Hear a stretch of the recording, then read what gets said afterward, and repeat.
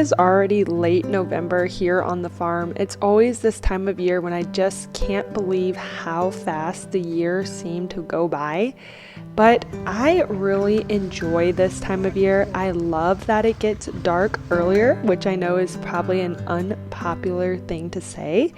But when you're living on a farm and doing so much every day in the daylight hours, those shorter days and longer evenings are really welcomed in this season. It's a time to just slow down and to relax, spend more time inside and with family, and I truly do crave this time of year and really look forward to it after a long, busy summer.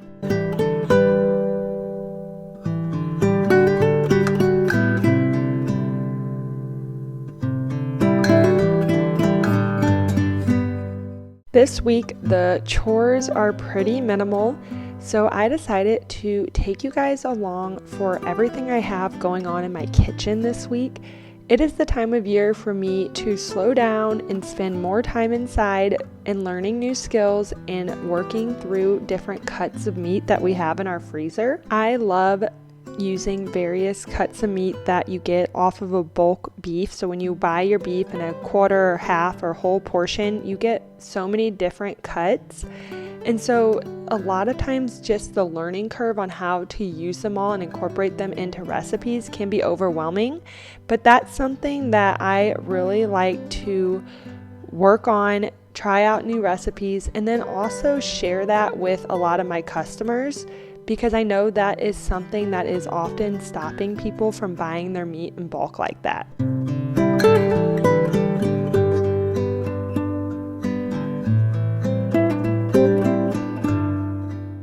I believe that buying your meat in bulk from a local farmer is the best way to source and to stock your freezers, and I believe that for a few different reasons.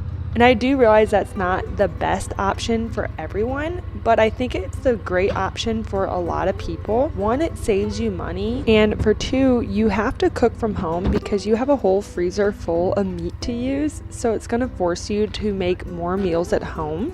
And number three, it gets you connected to your local farmer. And for a lot of people, I feel like that is a really important thing. So when you buy your meat in bulk, you're free to ask all the questions you want to your farmer with how they are raised and what practices they are doing on their farm.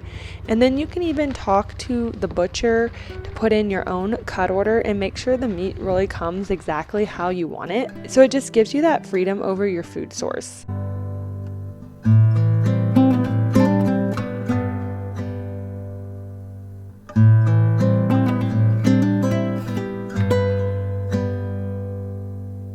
One of the first things that I want to get going in my kitchen this week is rendering down a bunch of beef fat that I had in my freezer. So this is one of those things that when you buy your meat in bulk, you definitely need to ask them to save all of the fat so that you can render it down and make your own tallow. Making tallow is a little bit of a process, but it's super easy. And when you buy your meat in bulk, if you get all of your fat back at one time, you can do it in one big batch like what I'm doing and just put in the effort right up front, and then you can have tallow to cook with or to make skincare products for the rest of the year. There's always so many uses you can do with the tallow, and just initially rendering it down might seem overwhelming, but it's actually very simple and the whole process isn't very hands-on at all. I am doing an extra big batch of fat today, and that's because this process is simple, but it is also very messy.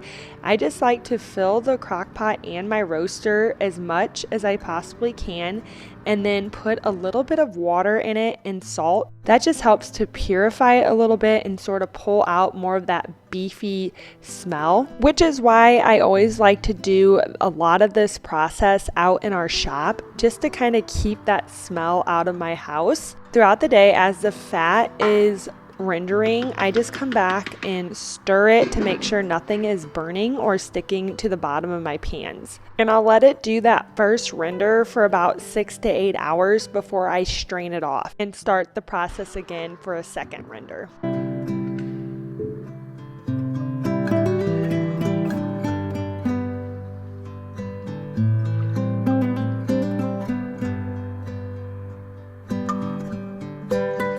Once the first render is complete, I strain it through a metal strainer. Initially, you're going to have a lot of trimmings off of your fat to strain off, and it's still going to smell pretty beefy after this render.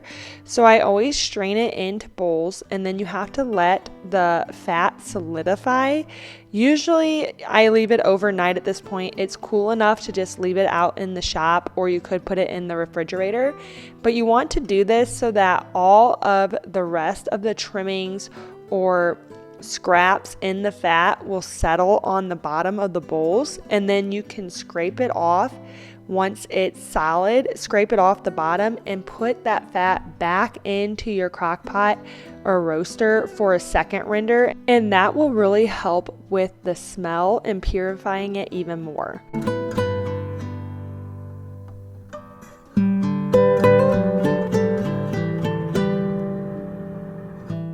For the second render, I don't usually add salt or water. I just put it all back into the roaster, so it all fit into my roaster this time, and just put it on low and then come back throughout the day as it's melting and heating up, and stir it to keep it from burning or sticking to the bottom of the pan.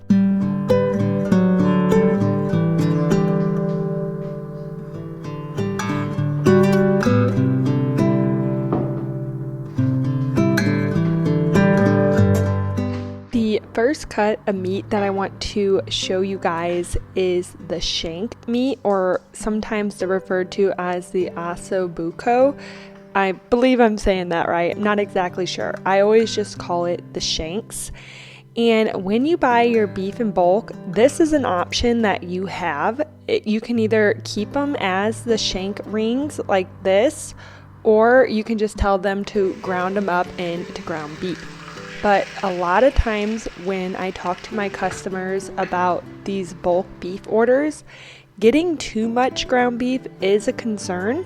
So I always try to make some different recommendations to them on not getting just an overwhelming amount of ground beef. And one thing that I always tell them is to consider saving these shank rings. And that's because the meat on the shanks is actually very tender. It would be classified sort of just as like soup bones, so you wouldn't expect the meat to be super tender and flavorful, but it really is. And you can use the meat that falls off of these marrow bones in a lot of different recipes.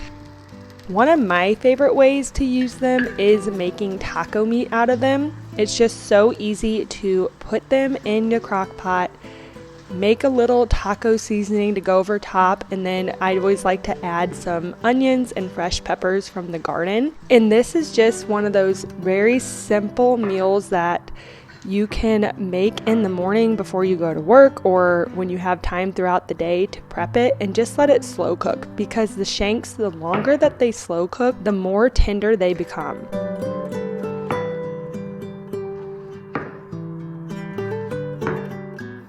One of my other recommendations to my customers when they purchase bulk beef is always to have the butcher save all of the soup bones as well, or any bones that they can, because making bone broth is just so easy, and you can batch make it and then keep it in your freezer and pull it out for recipes like this. It is just so nice to have some homemade bone broth, especially this time of year, to add into the slow cooker. And making homemade bone broth is just like the tallow. It's so simple and not very hands-on, but it is a little bit of a process. So making a big batch of it at one time and then storing it is a great way to have it in your freezer or have it on hand for when you have a recipe like this.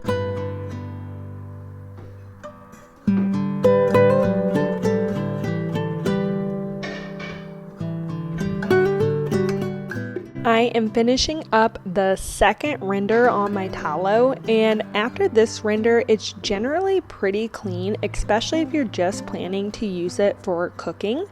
So I'll run it through this cheesecloth just to filter it one more time, and then I'll let the jars cool completely and let them get solid, and then I will put a few jars in my freezer just to have on hand or store it for later. And then one jar can sit on the counter, or I always just store it in the refrigerator, and it'll last in the refrigerator for up to 6 months or maybe even more if you don't use it before then. So having tallow on hand is just a great way to cook your eggs in the morning, or anytime you can replace a different oil or shortening in a recipe.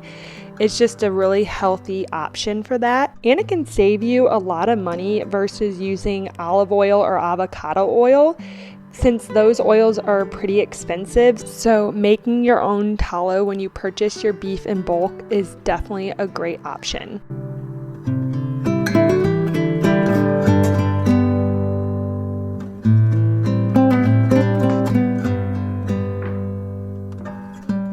The shanks have been slow cooking in the crock pot all day, and the meat is just fall off the bone tender at this point. So I'm just prepping a few toppings for it. And one thing that I always do when I pull out the shanks is to save the bone marrow from inside the marrow bones. And a lot of times will just feed it straight to the baby because it's so nutrient dense and healthy, especially for him. And that's just one more thing that you probably can't purchase at a grocery store, but you can get when you buy your meat in bulk, is the marrow bones and the bone marrow. And you could request all the organ meat as well, and try to find ways to easily incorporate that into your diet as well.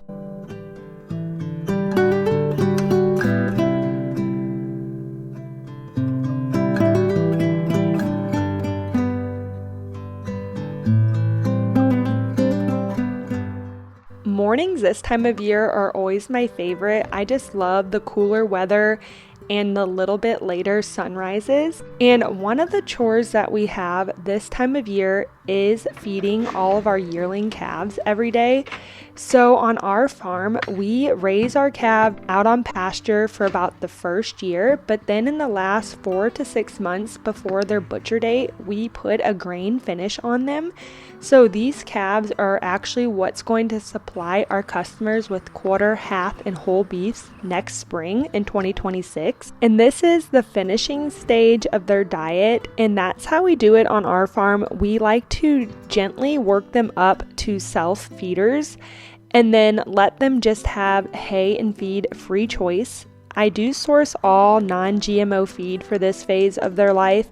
And we also don't use any antibiotics on the animals that we're selling directly to customers, because I have found that is something that's important to a lot of my customers. And this final stage is where a lot of the flavor and tenderness comes for our beef, is in this finishing phase, which I also found is really important to our customers as well. So that's just how we do it on our farm. All farms are different, and that's what's really neat when you can buy your beef locally and from your local farmer, is that you have the freedom to ask these questions and to purchase beef from them if their practices align with what you want. And you can stock your freezer just feeling really confident about what you're feeding your family.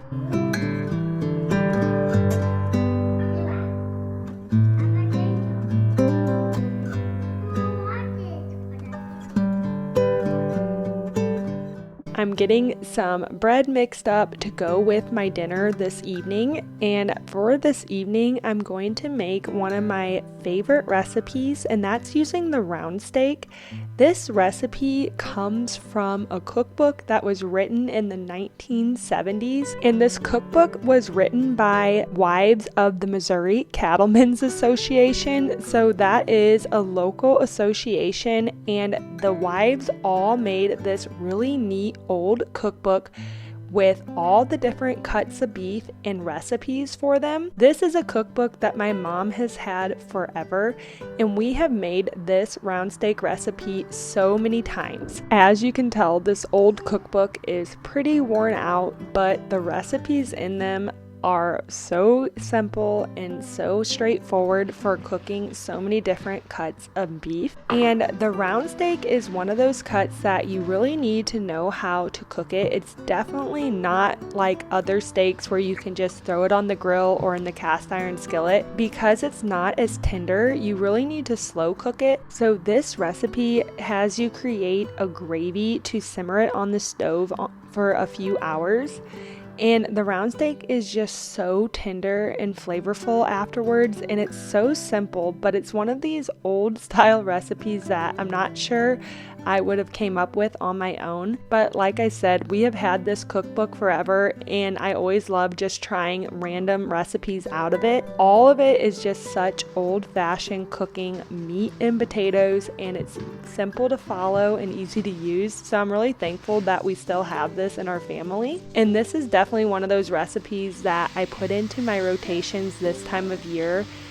It just is such a hearty, cozy meal for the fall and winter months.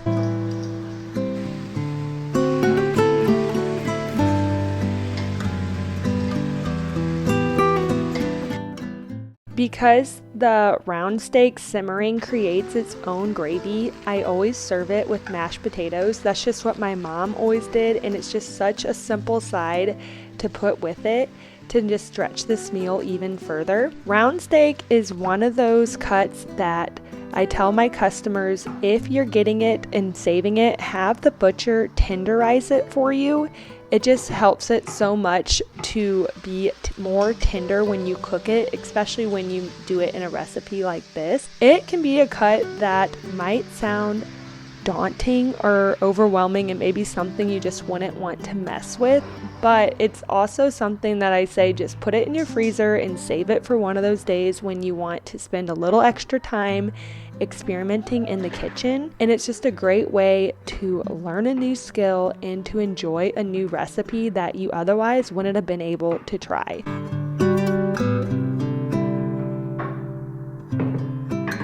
I will definitely type out in the description below the recipe for cooking round steak like this. So if you're one of those people that might randomly have a round steak in your freezer that you're needing to use, you should definitely give this recipe a try, especially over the fall and winter months. It's just such an easy and cozy meal. Having a cookbook like this is so fun to look back through. It uses a lot of different terms that if you weren't really familiar with cooking, you probably wouldn't know. And like one of the things like this recipe says is create a roux, but it doesn't really give you any other directions or there's no measurements for any of the ingredients. So it kind of leaves you guessing, especially someone like me who doesn't necessarily know how to cook from scratch. But it's just a really neat old cookbook to look through. And I just think the story behind it is so cool. There's this local club in our area, and it's probably in a lot of states. It's the Missouri Cattlemen's Association, and there's different branches for different counties. So there's probably more versions of this cookbook from different years, but I just think it was such a great idea for the wives to get together and to really share all their different recipes for cooking different cuts of beef. I love the idea for that cookbook. It would be like a goal of mine to try to create something like this someday, or even to recreate this cookbook in a shareable form. So maybe that's something I might try to work on someday, or create it into some format of an ebook or something like that, because I just think it's so neat to have, and I love looking back at it. And I'm definitely going to be cooking from this cookbook and trying more recipes this fall and winter.